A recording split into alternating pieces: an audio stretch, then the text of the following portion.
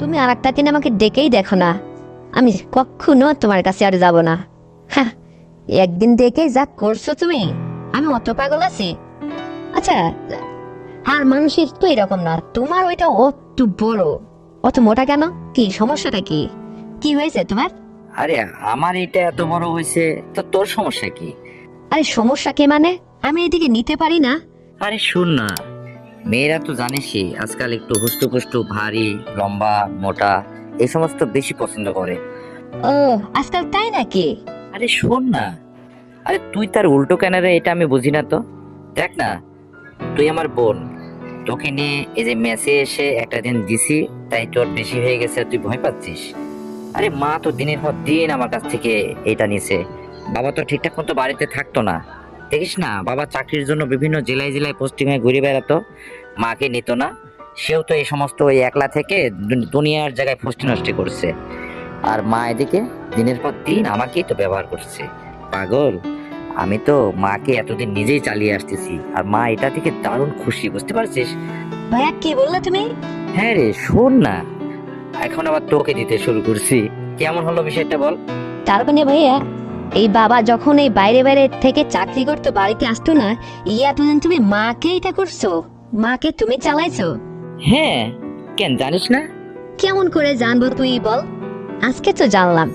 এ ভাই, তারপর ওর ওই একই জিনিসটা আবার আমাকে দিচ্ছিস? হ্যাঁ, তোরা পারিস না। হ্যাঁ, তোরে আর কি বলবো। আরে মা তো বাবার সঙ্গে মানে এই সমস্ত অভাবের তাড়নায় থাকতেই চাইছিল না, জানিস। আমি তো শুধু একমাত্র মাকে দিনের পর দিয়ে দিয়ে এই সংসারে ঠেকাই রাখছি। মার এই যে শেষের যে সন্তানটা হলো না আমাদের, যে ওটা কিন্তু আমার, তুই কাউকে বলবি না কোনোদিন, বুঝতে পারছিস? ভাই, এসব কি বলছিস রে তুই?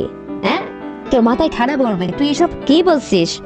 তার মানে এতদিন মাকে হাসতে নাস্তা করে তুই ফেলছিস? তুই মাকে এতদিন চালিয়ে আসতেছিস? ও মাই গড! তাহলে বাবা এই যে 2 মাস 3 মাস পর বাদে বাদে আসে, তার মানে ওইটা কি বাবার নামে চালিয়ে দিয়েছে মা? হ্যাঁ। আরে হ্যাঁ, আর এখন থেকে তো তোকেও দেব, কারণ তুই আমার আপন বোন হলেও মানে দেখ না কত সুন্দর ফুষ্টু ফুষ্টু নাদুস নুদুস একখান ইয়া হয়েছিস তুই। তোকে দেখলে তো আমার ভালো লাগে না। দেখ না, আমি ওই দূরে আবাসিক থাকি, শুক্রবার শুক্রবারে যে তোর মেসে বেড়াইতে আসি, দুই ভাই বোনে যে ফাঁকি থেকে লেখাপড়া করছি। মা এখন একালে যা হয় হোক গা, শেষকালে একটা সন্তান দিয়েছি, ওটারে লালন পালন করুক গা। এখন থেকে নিয়মিত তোর আর আমার চলবে, বুঝতে পারছিস? ভাইয়া, আসলে তোর ওইটা অনেক বড়, জানিস। আমি যে পারি না, আসলে কি করব বল। মানে খুবই সমস্যা হয়, আমার কষ্ট হয়, তোকে যে কি বলে মানে বুঝাতে পারতেছি না। আর শোন, আমার মেসে আরো 2টা মেয়ে থাকে, তারা মানে এই সমস্ত যদি কখনো বুঝে ফেলা দেয়, তাহলে কি হবে একবার ভেবে দেখেছিস? তার চেয়ে আমি বলি কি, আমাকে যদি সত্যি তুই একইভাবে প্রতিনিয়ত করতে চাস, তোর কাছে রাখতে চাস, তাহলে এক কাজ কর, তোর কাছে নয় আমাকে টেনে নে, আর আমাকে ওই কলেজে ভর্তি করে দে, আমি এখান থেকে চলে যাই। তাছাড়া তুই আর এখানে আসবি না। আরে পাগলে, আমার কথার একটু শোন। আমার ইচ্ছা ছিল যে তোর মেসের ওই ভোলা ভোলা দুইটা মেয়ে ছিল না তোর বান্ধবী, হ্যাঁ ছিল তো। তোর সাথে মানে তোর পাশাপাশি ওরে দুজনকেও আমি একটু খাইতে চাইছিলাম।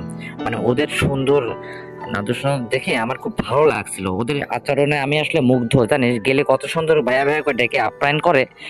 আর আমি চাইছিলাম যে ওই দুটাকেও তোর মতো ইয়া করব। তো তুই যখন ওখান থেকে আমাকে আলাদা করে এখানে চলে আসতে যাচ্ছিস, তাহলে নিশ্চিন্তে থাক, আমি আগামী মাসে একটা রুম ভাড়া নিয়ে দুভাবনে একটা রুমে থাকবো।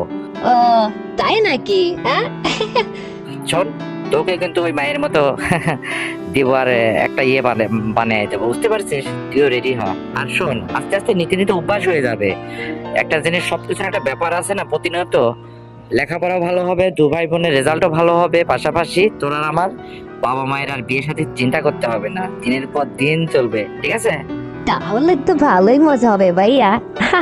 আমার শুনে খুব মানে মজা লাগছে। শোনো, আগামী মাসে কিন্তু তুমি আলাদা একটা রুমের ব্যবস্থা করো। আরে দেখো, তোমার এটা যত বড়ই হোক না, আরে একটা মেয়ে আমি জানি যে অনেক বড় মোটা এটাই বেশি পছন্দ করে, কিন্তু আমার ওটা আস্তে আস্তে শুয়ে যাবে, মানে ঠিক হয়ে যাবে, ম্যাচিং হয়ে যাবে। তো সেটা ঠিকঠাক মতো নিয়মের নিতে হলে অবশ্যই এখান থেকে একটু ফাঁকে যেতে হবে। এই জন্য তুমি আলাদা বাসা নিতে বললাম।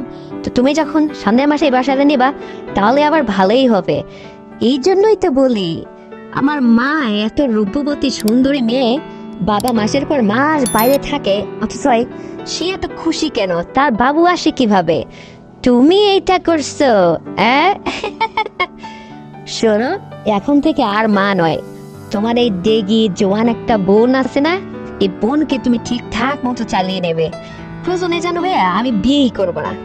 তুমি শুধু একটা জিনিস খেয়াল রাখবে, আমাকে কিন্তু বাবু দেবে না, এই দিক দিয়ে সতর্ক থাকবে। তাছাড়া তুমি আর আমি তো স্বাধীন, তোমার আর আমার মাঝখানে কেউ বাধা হয়ে দাঁড়াবে না, কারণ আমি একটা রুমে ভাড়া থেকে এখানে কলেজে লেখাপড়া করার জন্য আসছি। আর রাত্রে কি হবে সেটা তো আর অন্য মানুষ জানতেছে না। আমি দারুণ ভাবে তোমাকে দিব ভাইয়া। দেখো না, আমি এত বড় হাতটাওয়ালা মানুষ, ফর্সা, কত ছেলে আমার পিছনে লাইন মারতে চাই, অথচ কাউকে আমি ভ্যালু দেই না। আর তুমি আমার ভাইয়া, নিজের বলকে নিজেই যখন দখল করে রাখছো, তাহলে মানুষের ছেলেরা আর কি করবে? তুমি আমাকে একটু দেখে শুনে রাখবে, মানে তোমার যত ইচ্ছা, যত মনের বাসনা সব মেটাই নেবে তুমি, আমারও হবে। তারপরে যখন সবকিছু তোমার আর আমার মধ্যে থেকে শেষ হয়ে যাবে, আরে বাবা মা ওই সময় যেখানে বিয়ে সাথে দেয়াই দেবে, বুঝতে পারছো? জীবনে তো শখ আল্লাহ আগে মেটাই নিয়ে দিবে বোনে, নাকি? ওরে পাগলে, তাই তো, আমার কথা তো ওইটাই, যে দুভাবনে আগে জীবনে এই লেখাপড়ার উছিলাই শখ শান্তির যাবতীয় কিছু মেটায়নি। তাহলে ভাইয়া, আমি তোমাকে একটা কথা বলি, তোমাকে আজকের পর থেকে একটা প্রতিজ্ঞা করতে হবে, প্রমিস করতে হবে। আমি তোমাকে একটা সত্য দেব। হ্যাঁ, তোর সব কথা আমি মানতে রাজি আছি, বল না। ভাইয়া, আমি বলি কি, আর কোনো দিন তুমি মাকে আর এটা করবে না। এখন তো আমাকেই পাইছো। দেখো, প্রথম দিন আমি আসলে তোমার ওইটা নিয়ে মানে দারুণ অসুস্থ ছিলাম। 2-3 দিন আমার গায়ে জ্বর আসছিল, আমি অসুস্থ হয়ে গেছিলাম। আমি কাউকে এটা বলিনি। তারপরে আস্তে আস্তে ঠিক হয়ে যাবে। আমিও জানি যে এটা আসলে অভ্যাসটা না হলে হয় না। আমি জানি এটা ঠিক হবে, কিন্তু নিয়মিত এটা মানে অভ্যাস করতে হবে। কিন্তু মায়ের সঙ্গে তুমি যা করছো এটা ভারী অন্যায়। আমি চাই কি, কোনো দিন জীবনে আর তোমার আজকে প্রতিজ্ঞা করতে হবে আমার কাছে যে মায়ের সঙ্গে এটা করবো না। প্লিজ, আমি আছি তোমার জন্য, আমার পুরো জীবনটা তোমার জন্য উৎসর্গ করে দিলাম। এইটা আমি তোমাকে বলতে চাচ্ছি, তুমি আজকে আমার কাছে প্রতিজ্ঞা করবে, বুঝতে পারছো? আর শোনো, আমারও একটা দুর্বল পয়েন্ট আছে। তুমি যখন আমার সঙ্গে এভাবে চলতেছো, আমিও বলি, ওই যে আমাদের প্রফেসর আছে না, বাবুল স্যার, উনি আসলে আমাকে একটা দিন ওনার অফিসে ডেকে নিয়ে যায়, আমাকে একটা প্রস্তাব দিছিল। তো যাই হোক, ওনার সঙ্গে তোমার সঙ্গে থাকার আগে একটা দিন আমি থাকছিলাম ওনার সঙ্গে। তো উনি বহুত চেষ্টা করে অনেক সময় ধরে করছিল, কিন্তু একদম ছোট কোনো রকম আর কেউ চলেই না। মানে তোমার সঙ্গে ওর তুলনা করতে গেলে ও একটা মানুষই না, মানে ওর ওই সমস্ত কোনো কিছু নেই বললেই চলে।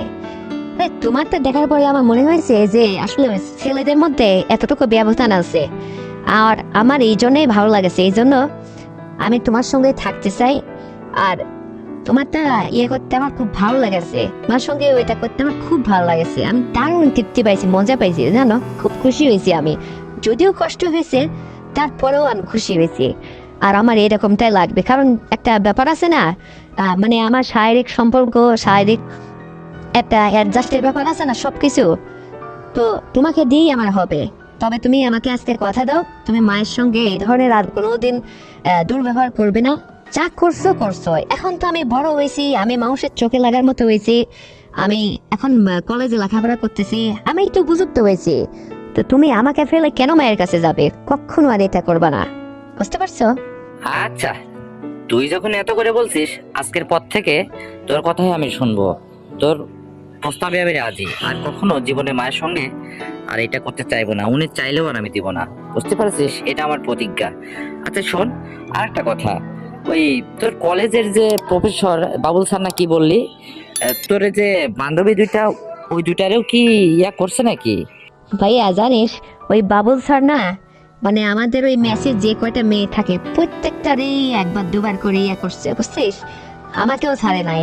আর ওই দুটারে তো কয়েকবার ওই ধামে বানাইছে তো ওই বাবুল স্যার, ওই রকম করে করে নিজের মুরুদ নেই, বেশি একটা না, অজে নেই লাগবে ওনার। দেখ, এরাও চাই যে স্যারকে একটু খুশি করতে পারলে এই জায়গায় একটু সুযোগ সুবিধাটা ভালো পাবে, এই জন্য আর কি। তো যাক, আমি তো আর কখনো যাচ্ছি না, আগামী মাসে তো আমি তোর কাছে চলে যাচ্ছি। তুই একটা রুম ঠিক কর, ওখানে গেলে সব আপদ বিপদ কেটে যাবে। আর তুই একমাত্র নিয়মিত ভাবে নিজের বোনকে দিনের পর দিন চালিয়ে নেবি, এটা হচ্ছে আমার কথা। আর মায়ের দিকে একদম তাকাবি না। আর শোন ভাই, ওই প্রথম যেদিন তুই আমাকে যেভাবে ইয়ে করলি না, ওইভাবে না, একটু ধীরে সুস্থে রয়েছে সুন্দরভাবে। আমি তো আর চলে যাচ্ছি না, হারিয়েও যাচ্ছে না, মানে একটু দেখে শুনে ধৈর্যের সাথে চলবি, সুন্দরভাবে আপ্যায়ন করবি, সুন্দরভাবে আমি সমস্ত করবি, তাহলে আমার ভালো লাগবে। তুই যে তাড়াহুড়ো করে দিলি না, মানে এমন করে ইয়ে করলে আমি খুব মনের কাছে কষ্ট লাগেছিল জানিস, যে এইভাবে আসলে হয় নাকি, এইভাবে করে আমি অসুস্থ হয়ে গেছিলাম। তুই এরকম কিছু করবি না। আরে তুই আমার সাথে কোনোদিন পারবি না, আমি একসময় তোর চেয়ে বেশি পারবো দেখিস। মানে লেখাপড়াও পারবি না, আবার হচ্ছে এই সমস্তটাও পারবি না। তবে আমাকে একটু ভালো করে অভ্যস্ত করে নে, শেখায় নে, সবকিছুর একটা অভ্যাসটার ব্যাপার আছে না, আর সেটা বলতেছি। তাছাড়া আমি যে খাসির মতো হয়ে উঠছি, তোর মতো ছেলেকেও আসলে আমার জীবন থেকে হার মানিয়ে দেব। তুই শুধু একটু আমাকে শেখায় নে না, একটু চালিয়ে নে, আস্তে আস্তে সবকিছু। তাড়াহুড়ো করবি না কোনো কিছু, মানে কাছে পেলেই যে তাড়াহুড়ো এটা সেটা ওইরকম করবে না। একটু নেড়ে বেলে, একটু ধৈর্যের সাথে, একটু এনজয় করে, মজা করে এরকম ভাবে চলবি, এরকম করে দিবি। আছে না অনেক স্বামীরা তাড়াহুড়ো করে বইয়ের সঙ্গে যায়, ওই সমস্ত করে বসে, ওইরকম না। তুই আমাকে আস্তে আস্তে আদর করবি, যত্ন করবি, ভালোবাসবি, এটা দেখবি ওটা দেখবি, তারপরে আর না হয় আমাকে দিবি, তখন ভালো লাগবে। বুঝতে পারছিস? আর দাদাকে আমি শেখাচ্ছি, তাই না? আমার ভুল হচ্ছে। না রে, শেখানোর কি হলো, আসলে তুই যেটা বলছিস এটাই আমি করব।